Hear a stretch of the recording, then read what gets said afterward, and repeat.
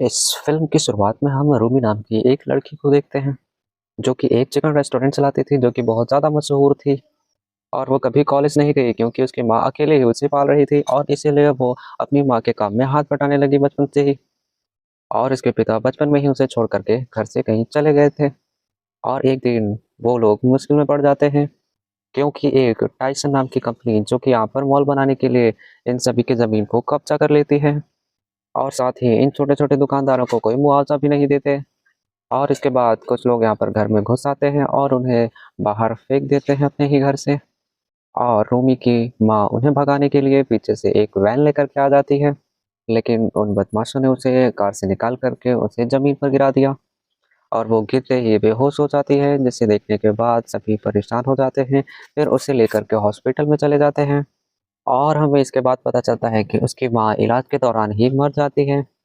और उसी वक़्त हम ऊपर देखते हैं कि एक मेटेओर पहाड़ों से जाकर के टकरा जाता है और उसके टकराने से पहाड़ों के पानी में कुछ अजीब-सी चीज़ फैलने लगती है।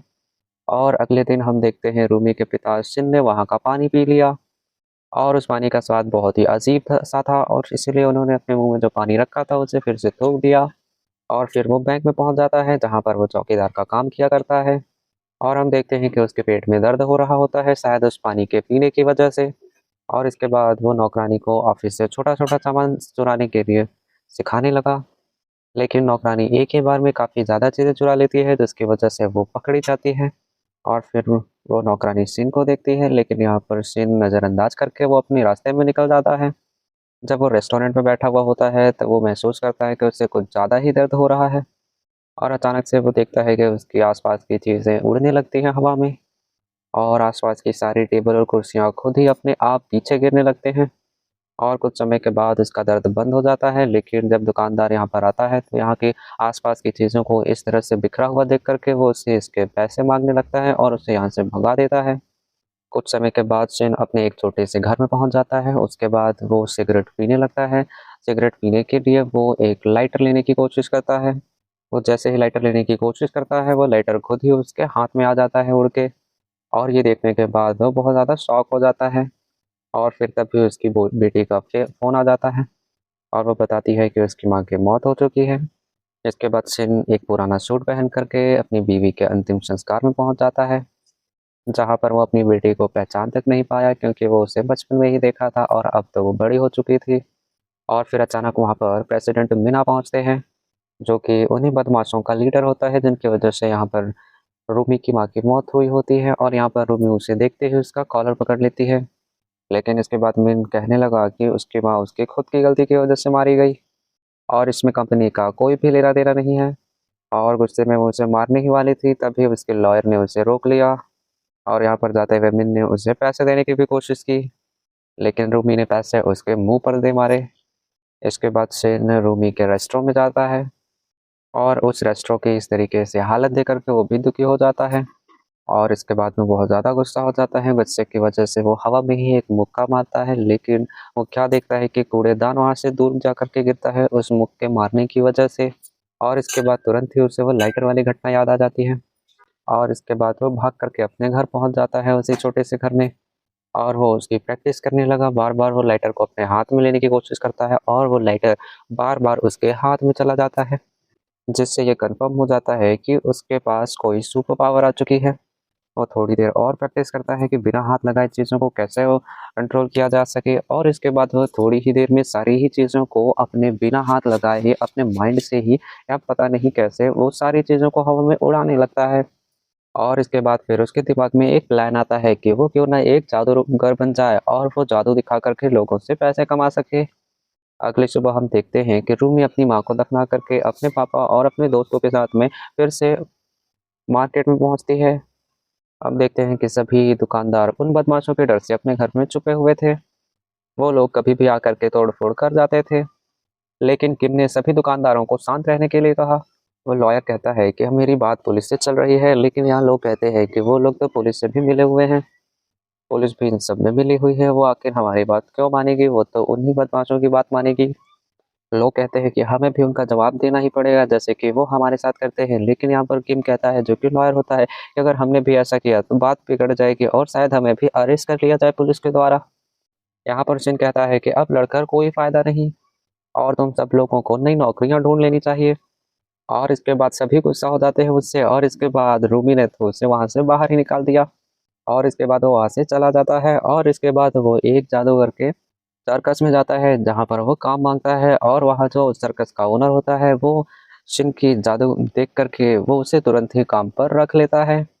अगले दिन फिर रूमी को पता चलता है कि उसकी माँ की रिपोर्ट में मौत का कारण चोट लगने की वजह से हुई है और इसलिए हमारे पास ऐसा कोई सबूत नहीं है जो ये साबित कर सके कि उसकी माँ की मौत उनके कंपनी के लोगों की वजह से हुई है।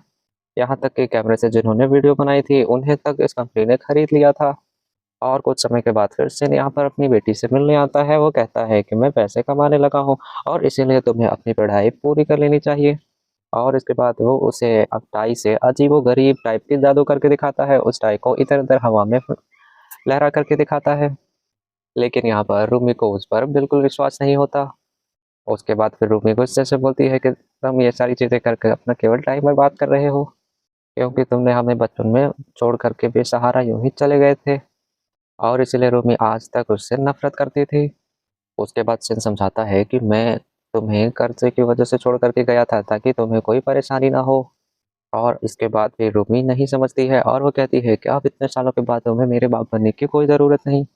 और ये कहते ही वो वहाँ से चली जाती हैं। उसके बाद शिन वहाँ से बाहर आ जाता है, यहाँ सड़क पर चलता रहता है और वो तभी कुछ देखता है और उस देखता है कि यहाँ पर कंपनी के वही लोग हैं जो कि फिर से वहाँ तोड़-फोड़ करने के लिए जा रहे थे। यहाँ पर दुकानदारों को भी ये पता चल जाता है कि फिर से उस कंपनी के लोग यहाँ पर तोड़-फोड़ करने के लिए आ रहे हैं। फिर उससे बचने के लिए वो लोग उसका रास्ता बंद करने की कोशिश करने लगते हैं।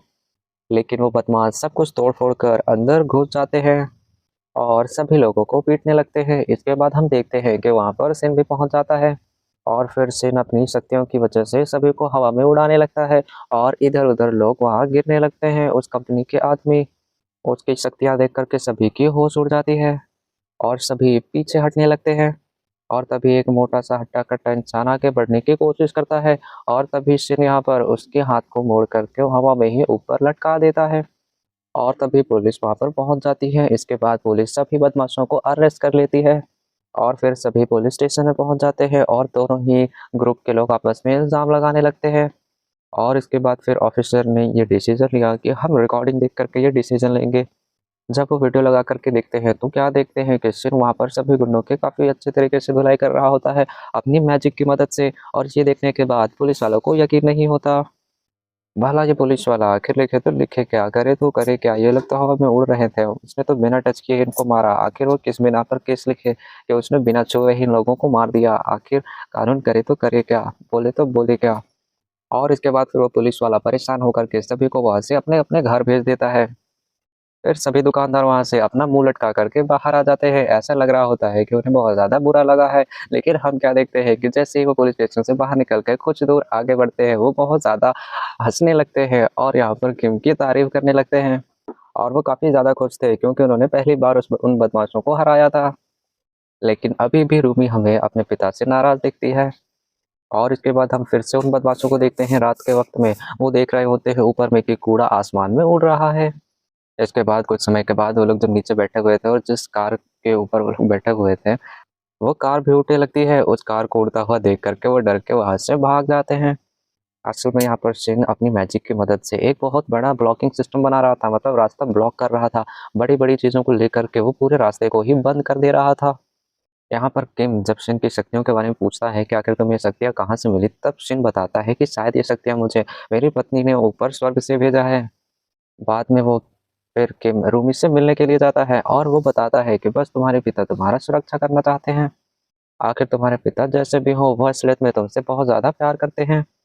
और इसके बाद हम देखते हैं कि बदमाशों का जो लीडर होता है वो लोग वहाँ पर जाते हैं बदमाश और उससे कहते हैं कि हम लोग अब शिन का मुकाबला नहीं कर सकते। और फिर अगले दिन रूमी ने आम लोगों से मदद मांगने के लिए वीडियो बनाई और अपने पिता शिन के साथ भी बात करने के लिए राजी हो जाती है। रूमी को डर था कि कहीं इन शक्तियों की वजह से उसके पिता के शरीर को कोई नुकसान ना पहुंच जाए। और हम दूसरी तरफ देखते हैं कि उन बदमाशों का जो लीडर होता है वो कंपनी के मालकिन से बात करने के लिए आता है और उसे बताता है कि इस तरह की बातें हो रही हैं। उसे सारी इन्फॉर्मेशन देता है लेकिन उसकी मालकिन तो उसे ही अपने आदमी से पिटवाने लगती है। क्योंकि उसके मालकिन का कहना है कि तुमने अभी तक ज़मीन खाली करके हमें नहीं दिया है, तो ये तुम्हारी प्रॉब्लम है, आखिर तुम इस काम को कैसे करते हो? यहाँ पर वो मैडम भी उसी की तरह चिल्लाने लगती है, जैसे कि उसका आदमी मार खाते वक़्त चिल्ला रहा होता है। और फिर उसकी मैडम कहती हैं कि मुझे किसी भी कीमत पर उस शिन को रास्ते से हटाना ही होगा। और उसी शाम हम देखते हैं कि शिन की शक्तियों के बारे में पूरे न्यूज़ चैनल में दिखाया जा रहा होता है। वो वीडियो पूरे ही न्यूज़ चैनल में दिखाया जा रहा होता है और सभी टीवी रिपोर्टर्स उसे नॉर्थ कोरिया का जासूस कह कर के सभी के सामने प्रेज़ेंट कर देते हैं। और कुछ दिनों के बाद हम देखते हैं कि वहाँ पर पुलिस आ जाती है क्योंकि बैंक वालों ने उसे चोरी करने का इल्ज़ाम लगाया था। और यहाँ उन ऑफिसर्स ने बिना कुछ किए ही यहाँ जेल में ला कर के बंद कर दिया, बिना कोई कार्रवाई किए।